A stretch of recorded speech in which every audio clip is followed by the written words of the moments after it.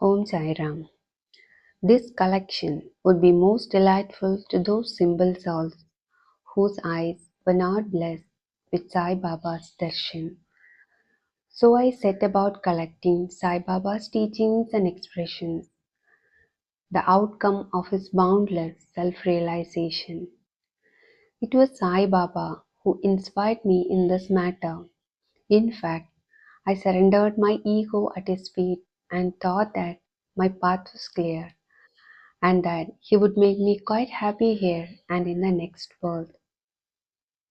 I could not speak myself, asked Sai Baba to give me permission for this work. So I requested Mr. Madhavrao Deshpande, alias Shama, Baba's most intimate devotee, to speak to him for me. He pleaded my cause and said to Sai Baba, "This Anna Sahib wishes to write your biography. Don't say that you are a poor fakir and there is no necessity to write it. But if you agree and help him, he will write, or rather, your grace will accomplish the work. Without your consent and blessing, nothing can be done successfully."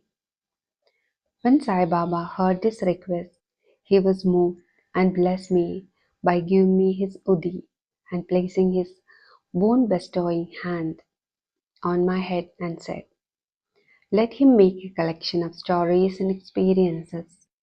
Keep notes and memos. I will help him. He is only an outward instrument. I should write my autobiography myself and satisfy the wishes of my devotees. He should get rid of his ego, surrender it at my feet. He who acts like this in life, him I help the most. What of my life stories? I serve him in his house in all possible ways. When his ego is completely annihilated and there is left no trace of it, I myself shall enter into him and shall myself write my own life. Hearing my stories and teachings will create faith in devotees' hearts, and they will easily get self-realization and bliss.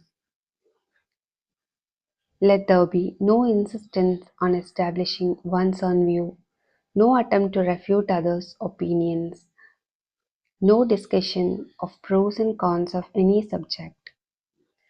Significant and prophetic title.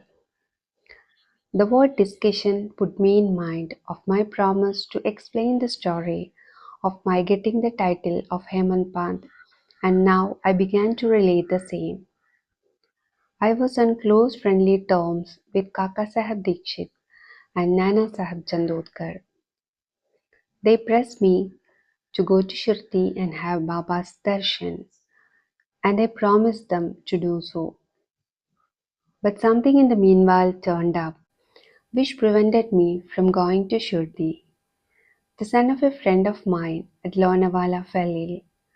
My friend tried all possible ways, physical and spiritual, but the fever would not abate.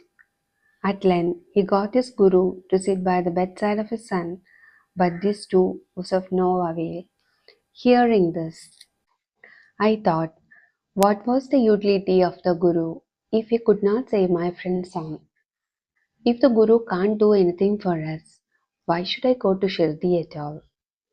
Thinking this way, I postponed my Shirdi trip, but the inevitable must happen. And it happened in my case as follows. Mr. Nana Sahib Chandodkar, who was a divisional officer, was going on tour to Bassein. From Thana, he came to Dadar and was waiting for a train bound for Bassein. Meanwhile, a Bandra local turned up. He sat in it and came to Bandra and sent for me and took me to task for putting off my Shirdi trip. Nana's argument for my Shirdi trip was convincing and delightful, and so I decided to start for Shirdi the same night. I packed up my luggage and started for Shirdi. I planned to go to Dadar and from there to catch the train for Manmad, and so I booked myself for Dadar and sat in the train. While the train was to start, A Mohammedan came hastily to my compartment and, seeing all my paraphernalia, asked me where I was bound to. I told him about my plan. He then suggested that I should go straight to Bori Bandar and not to wait at Dadar, as the Manmad mail did not stop at Dadar. If this little miracle or Leela had not happened, I would not have reached Shirdi the next day as settled, and many doubts would have assailed me. But that was not to be. As fortune favored me, I reached Shirdi the next day before 9 or 10 a.m. Bau Sahib was waiting for me there. This was in 1910, when there was only one place, namely Sadeswada, for lodging pilgrim devotees. After alighting from the donga, I was anxious to have darshan when the great devotee Tatya Sahib Nulkar returned from the masjid and said that Sai Baba was at the corner of the Wada and that I should first get the preliminary darshan and then after bath see him at leisure. Hearing this, I ran and prostrated before Baba, and my joy knew no bounds. I found more than what Nana Chandotkar had told me. All my senses were satisfied, and I forgot my thirst and hunger. The moment I touched Sai Baba's feet, I began a new lease of life. I felt myself much obliged to those who spurred and helped me to get the darshan, and I considered them as my real relatives, and I cannot repay their debt. I only remember them and prostrate mentally before them. The peculiarity of Sai Baba's darshan as I found it is that by his darshan our thoughts are changed, the force of previous actions is abated, and gradually non-attachment or dispassion towards worldly objects grow up. It is by the merit of actions in my past births that such darshan is got, and if only you see Sai Baba, all the world assumes the form of Sai Baba. May Sai Baba bless all those who are listening to this Satcharita. Om Sai Ram.